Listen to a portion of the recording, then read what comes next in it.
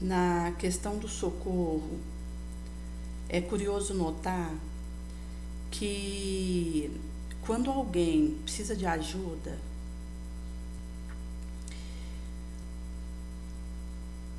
vai acontecer de eu me dispor para ajudar, como gostaria que fizesse se eu estivesse necessitado daquela ajuda. Somente que, nesse permeio, eu preciso identificar a melhor maneira de agir quando posso e devo, e perceber quando devo, mas não posso, ou quando posso, mas não devo. E isso entra numa questão delicada de discernimento para esse socorro incontinente que eu ofereço na direção do outro para continuar a luta. Boa. E quando existe uma preocupação com a sabedoria, com o discernimento, vai ocorrer de entrever aquilo que não me é lícito realizar, mas que eu devo fazer.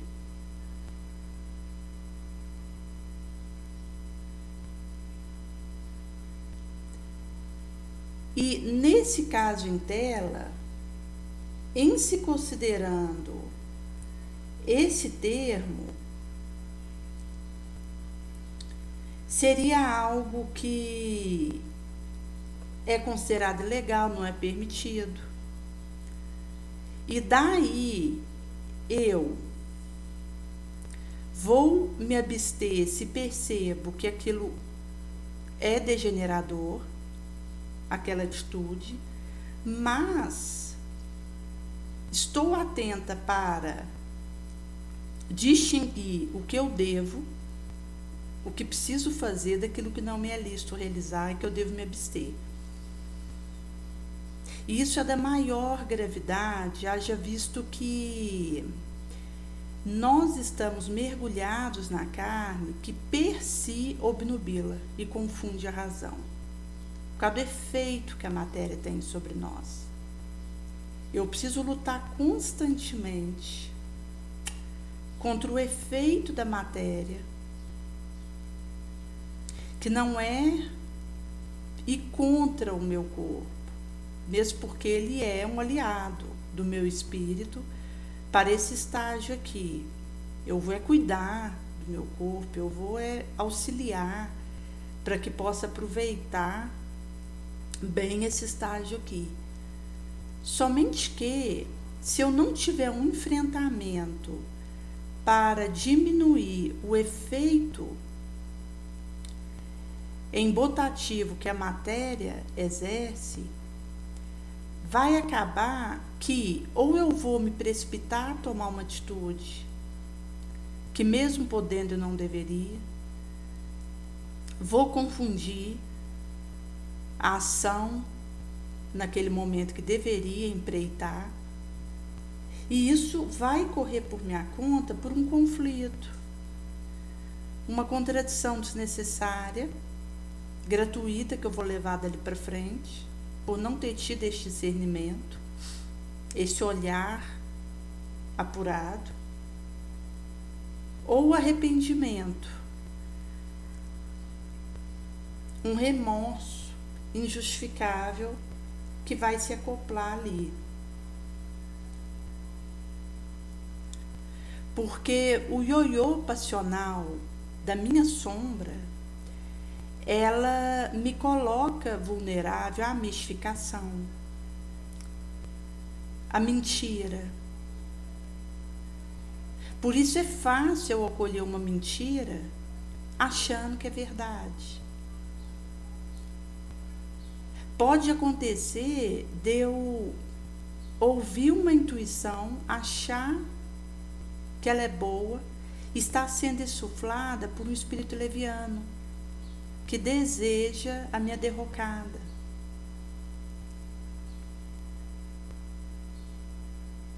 Ou brincar, fazer hora.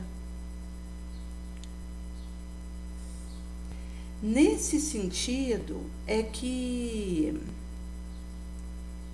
na medida que eu esqueço de mim mesma e me disponho a ir ao encontro da necessidade do meu lado, levando socorro, auxílio, eu vou me preparar para apurar isso. E essa questão da decisão é curioso porque quando eu tenho uma placa indicativa do que fazer, é tranquilo. Porque aí seguiria por ali. Mas muitas vezes é uma série de opção de plaquinha em que eu sou constrangida a escolher um caminho. E isso passa por ter essa disposição para fazer essa fermentação, porque a todo momento eu vou ser chamada a escolher. E a fazer uma divisória por onde passe. Porque se eu esperar eu estar pronta para fazer isso, vai ficar sem fazer. Eu vou esperar eu superar tal dificuldade, terminar tal tratamento, conseguir que aquele sonho se realize, para que eu siga tal caminho. Eu vou ficar sem seguir. Porque o ideal, aquilo que eu imagino, ele não existe. O que existe é o que eu consigo concretizar num passo a partir daquilo que teço e desejo. Daí que essa imaginação, esse ideal, se fica só nessa postura de esperar e aguardar, vai ficar em aberto, suspenso. Quando Jesus curou os 10 leprosos e orientou eles a ir se apresentar,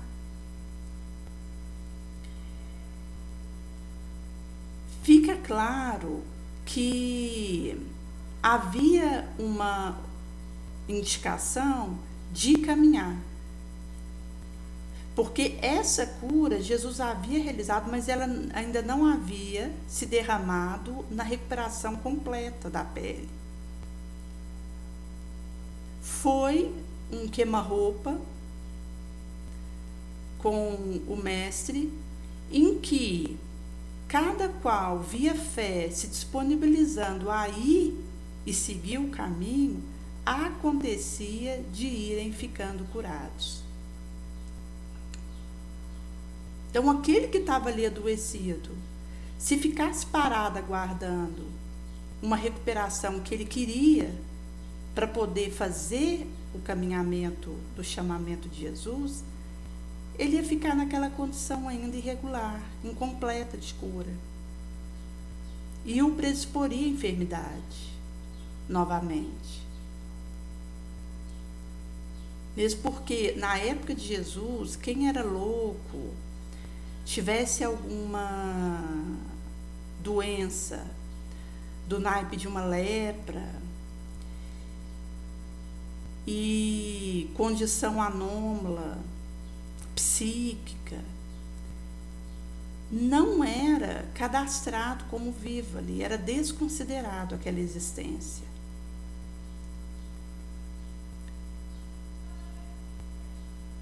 Por isso que quando Jesus abordou aquele leproso, pediu para ele se apresentar para que ele pudesse novamente realocar no livro do vivo. Aquele que era considerado inexistente. Porque com a cura ele passaria a ser novamente considerado um vivo ali da época.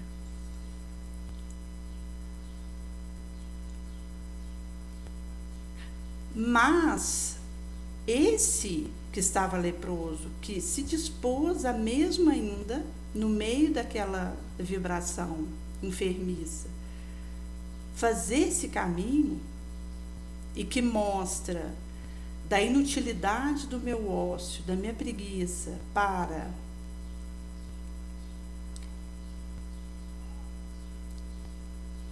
um trabalho útil, me tornar ativo na construção do bem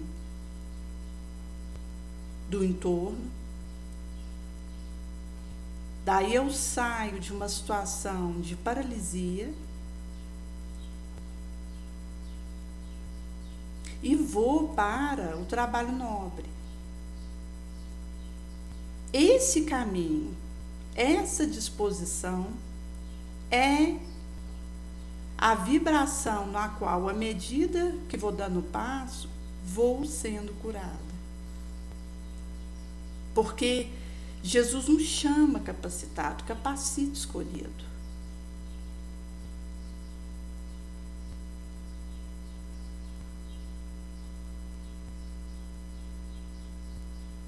Por isso que a minha decisão de seguir após o Cristo é uma postura de fazer o caminho desse escolhimento. Porque isso não vai ser derramado sobre mim como uma chuva de pétala em que eu vou acolher numa água de coco gelada aquela bênção. O escolhimento é algo que eu confirmo a cada momento com a minha atitude, com a minha vibração, com o meu empenho no bem.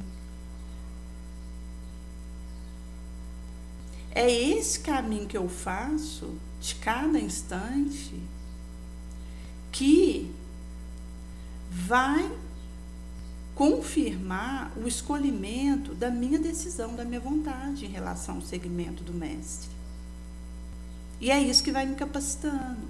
Porque quando eu faço essa decisão comigo, eu vou encontrando a capacitação, passo a passo. Que, veja, reverbera de uma decisão que tomei. Por uma vontade firme e inabalável nesse caminho nobre.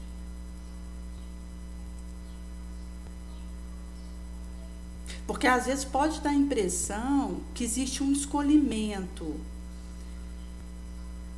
privilegioso em relação a alguém e que isso recai sobre ele e que ele vai beber dessa fonte de forma tranquila. Mas não é assim.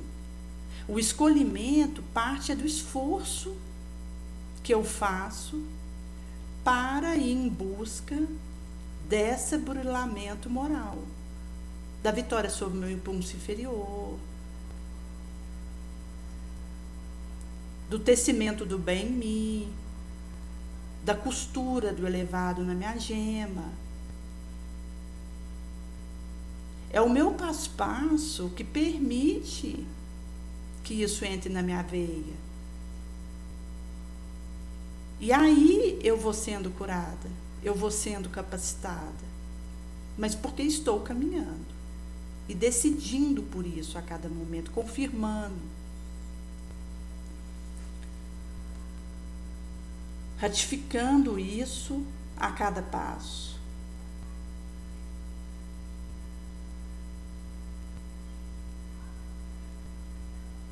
Por isso, a decisão do caminho que harmoniza é um esforço, é um suor.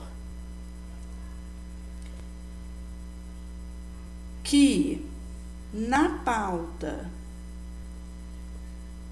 do meu desejo vai ser espirrado em mim, vertido. Porque valido, sanciono essa escolha.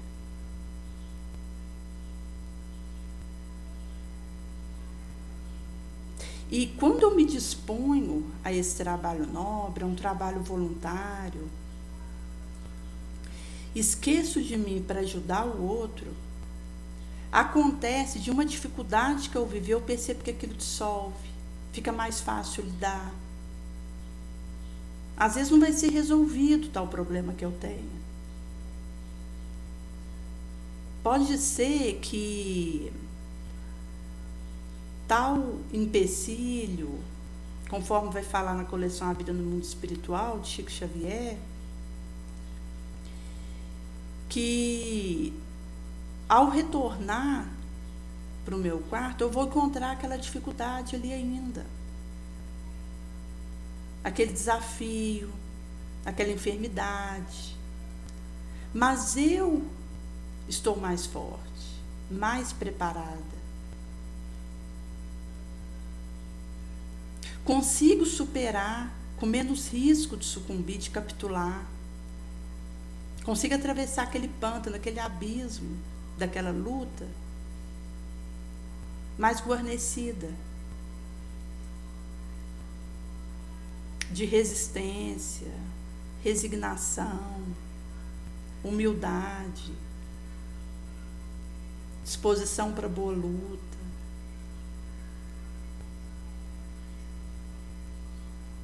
Porque é isso que me cura. O meu espírito valoroso. Mesmo que essa cura não alcance aquele órgão físico anômalo.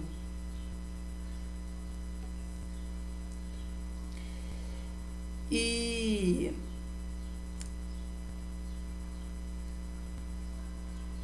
é o que vai ser dito por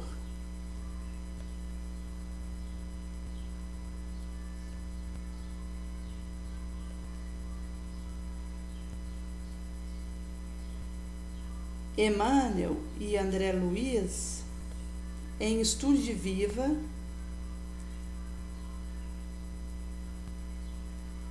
no capítulo 40, Socorro Oportuno.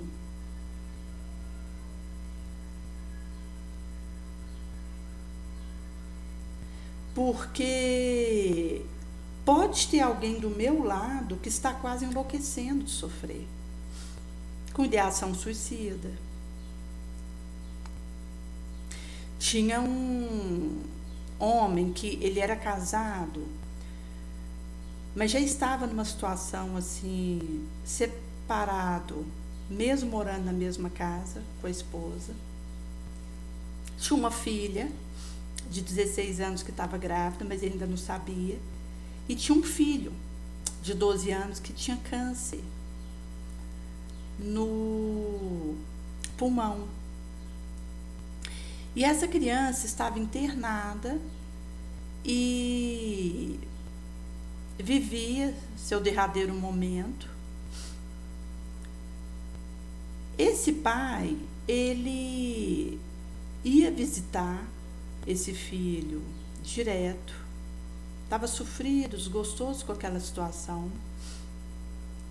Havia pedido a aposentadoria no seu respectivo serviço para ter tempo para ficar com esse filho no hospital, nos seus derradeiros instantes.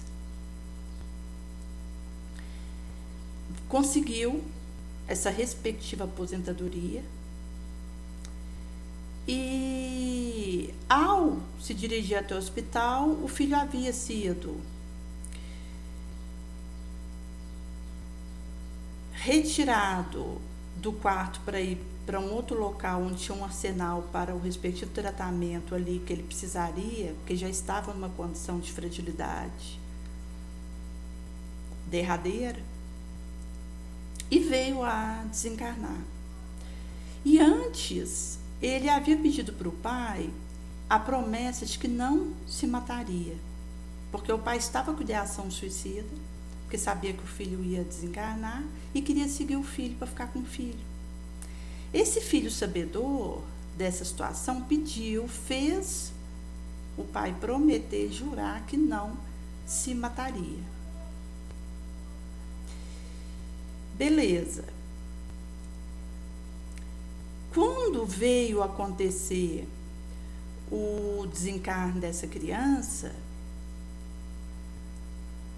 esse pai, por ter havido prometido isso para o filho, não tinha coragem de tomar um veneno, de ter uma atitude para dar cabo à própria vida, mas se envolvia em situação porque queria morrer. Isto é, ele estava buscando um motivo, uma justificativa que o levasse a desencarnar, mas que não raiasse o suicídio, para não desapontar o filho. E logo quando esse filho desencarna, ele chega em casa, a esposa avisa ele que estava com outro, estava traindo ele com alguém que ela amava muito e que ela estava indo embora para casa para morar com esse rapaz. A filha avisa que estava grávida, porque ele não sabia, que ia morar com o pai da criança, o seu namorado estava indo embora. E ele fica sozinho na casa. O que dá vazão a essa ideia de dar cabo na própria vida, mas de maneira a parecer acidente, fortuito. E vai ocorrer que o benfeitor prepara num desdobramento do sono para ele ir ao encontro do filho no astral, para que o filho reitere o pedido de que ele não desse cabo na própria vida e nem se envolvesse em situação perigosa para desencarnar. Esse pai acolhe, acata, promete de novo, e quando desperta, no dia seguinte no corpo de carne, relembra que esteve com o filho, que prometeu de novo que não se suicidaria, e diz que vai procurar uma situação para ir para junto do filho sem que seja suicídio, ou seja, ele não compreendeu a mensagem na sua totalidade e continuou da mesma forma. Daí ele foi para um local que estava tendo um desabamento por chuva para ajudar quem estava ali no barraco, pensando em ser levado pela chuva e desencarnar. Ajudou, salvou vida ali, continuou. Foi buscar um rapaz que um conhecido havia falado que estava perseguindo a filha e que era um matador de aluguel, perigoso. E ao ir conversar com esse moço que perseguia a filha do conhecido, enfrentar ele, dizendo que ia dar cabo na vida dele se ele não se afastasse da moça, tentando receber um tiro desse rapaz, também não é bem sucedido. O rapaz se afasta com medo dele e se afasta da moça devido a isso e vai para longe. Tenta ficar numa mercearia onde trabalhava até mais tarde, porque ficou sabendo que chegaria uma gangue no horário depois das 20h30, que ameaçava e era perigosa e inclusive de morte, e desafia a gangue, dizendo que não tem medo nem deles, nem de rato e barata. E quando o representante da gangue pergunta: você está nos chamando ou comparando de rato e barata?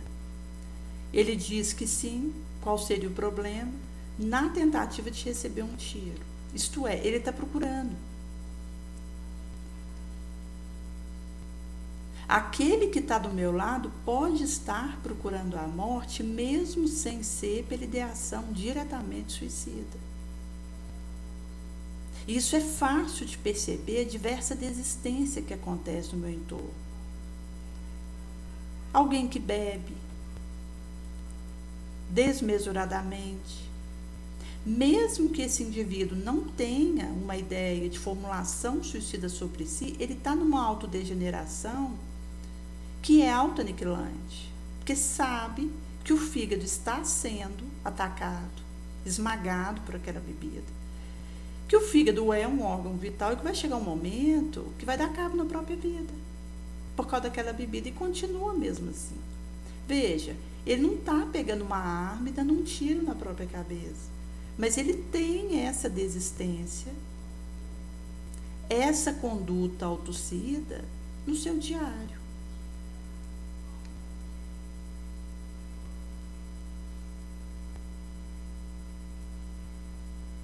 Tinha um rapaz que tinha entrado na frente de um caminhão para tentar dar cabo na própria vida, uma tentativa direta nesse sentido, não conseguiu, machucou, mas saiu com vida. Mas as desistências indiretas pululam. Isso vai dizer de uma situação de última, derradeira trincheira e escavação da resistência, do aguentar ao desequilíbrio, ao desapego espiritual que o espírito está. Então, pode estar do meu lado ali, clamando socorro, sem conseguir verbalizar aquele pedido.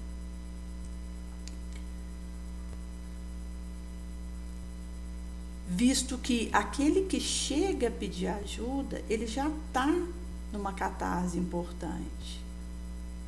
Porque consegue ir em busca de uma saída, conversar com alguém, pedir proteção para outra, fazer uma oração.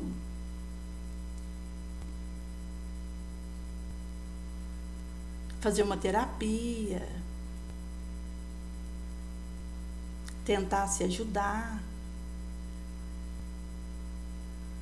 Tomar um medicamento, mas aquele que vive isso dentro de si, sem fazer essa catarse, está do meu lado gritando socorro. Eu vou precisar entender essa linguagem para ajudar.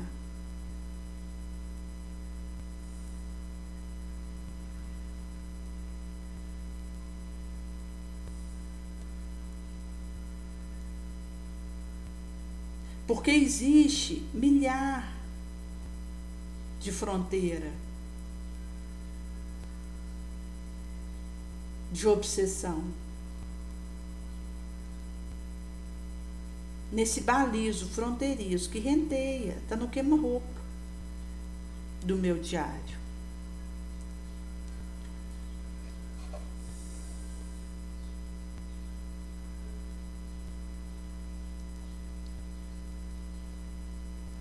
E isso vai dizer de labirinto, de tédio, de penúria, de pavor, de infortúnio.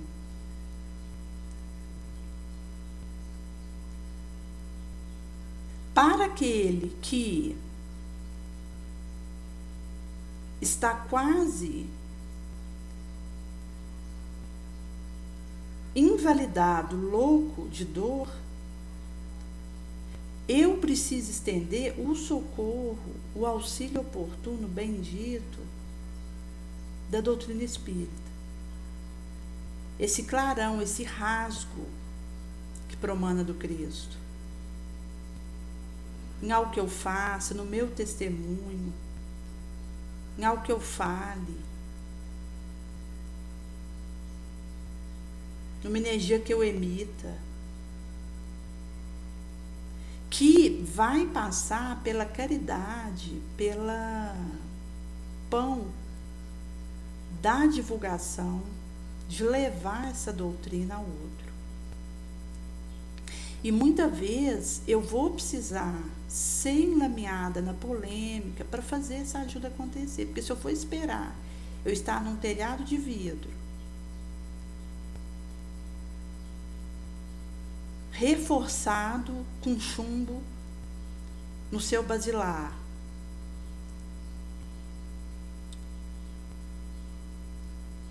formando um sanduíche de chumbo para me proteger, para que eu ajude com tranquilidade, eu não vou ajudar. O auxílio real é aquele que eu faço sob risco, sendo envolvido em polêmica, muitas vezes sendo estigmatizada, caindo numa condição de indignidade e desonra. Veja, não por algo que eu faça, porque eu estou vigilante na minha moral, mas por aquilo que o próprio serviço pede de mim.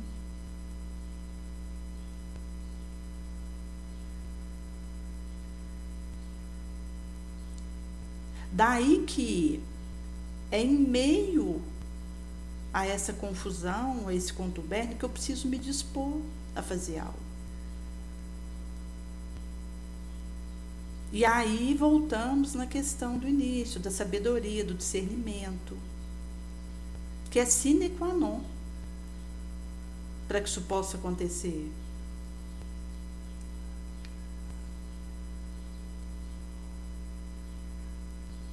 Kardec vai dizer na Revista Espírita que o desencarnado que pede oração, mesmo aquele que não pediria, mas que está ali precisando beber,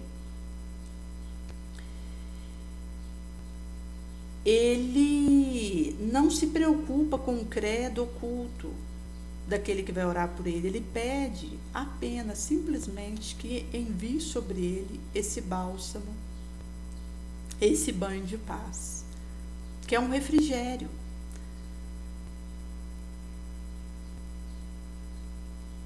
Na chapa tirintando de dor e desfacelo que ele vive.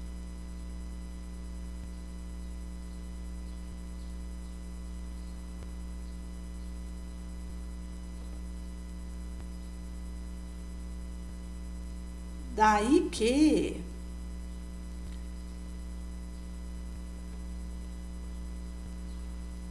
essa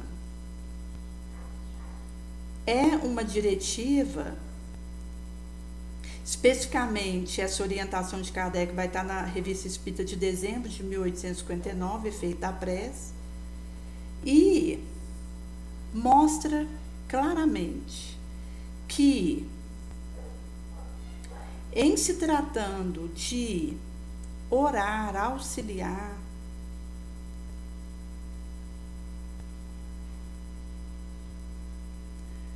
diz de um impositivo, de regeneração, de reajuste, de brilhamento, de progresso.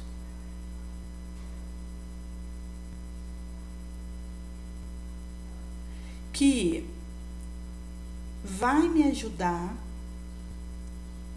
a me fortalecer ante a investida para que não capture novamente. Porque quando eu saio de mim para ir em busca do meu entorno, vai acontecendo no caminho que vou me fortalecendo.